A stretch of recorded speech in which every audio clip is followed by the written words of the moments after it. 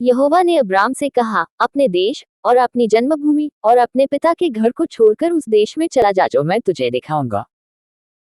और मैं तुझसे एक बड़ी जाति बनाऊंगा और तुझे आशीष दूंगा और तेरा नाम बड़ा करूंगा और तू आशीष का मूल होगा। और जो तुझे आशीर्वाद दे उन्हें मैं आशीष दूंगा, और जो तुझे कोसे उसे मैं शाप दूंगा, और भूमंडल के सारे कुल तेरे द्वारा आशीष पाएंगे। यहोवा के इस वचन के अनुसार अब्राम चला और लूत भी उसके संग चला। और जब अब्राम हारान देश से निकला उस समय वह 75 वर्ष का था। सो अब्राम अपनी पत्नी सारै और अपने भतीजे लूत को और जो धन उन्होंने इकट्ठा किया था और जो प्राणी उन्होंने हारान में प्राप्त किए थे, सबको लेकर कनान देश में जाने को निकल चला, और वे कनान देश में आ भी गए। उस देश के बीच से जाते हुए अब्राम शकेम में, जहां मोरे का बांज वृक्ष है, पहुंचा। उस समय उस देश में कनानी लोग रहते थे। तब यहोवा ने अब्राम को दर्शन देकर कहा, यह देश मैं तेरे वंश को दूंगा। और उसने वहां यहोवा के लिए जिसने उसे दर्शन दिया था एक वेदी बनाई। फिर वहां से कूच करके वह उस पहाड़ पर आया जो बेतल के पूर्व की ओर है, और अपना तंबू उस स्थान में खड़ा किया जिसकी पश्चिम की ओर तो बेतल और पूर्व की ओर है। और वहां भी उसने यहोवा के लिए एक वेदी बनाई और यहोवा से प्रार्थना की।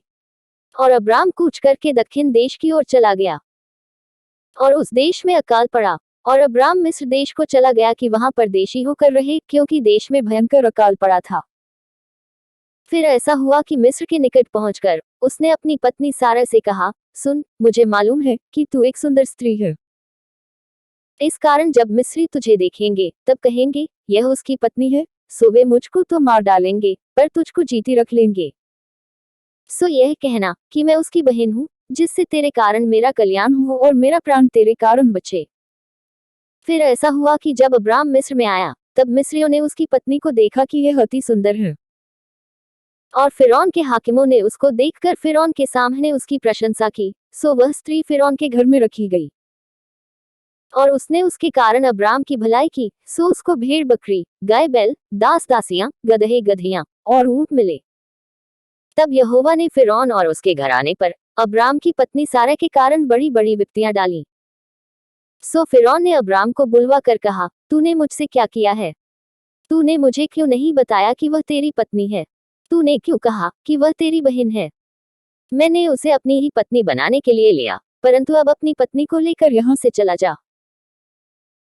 और फिरौन ने अपने आदमियों को उसके विषय में आज्ञा दी, और उन्होंने उसको और उसकी पत्नी को सब संपत्ति समेत जो उसका था विदा कर दिया।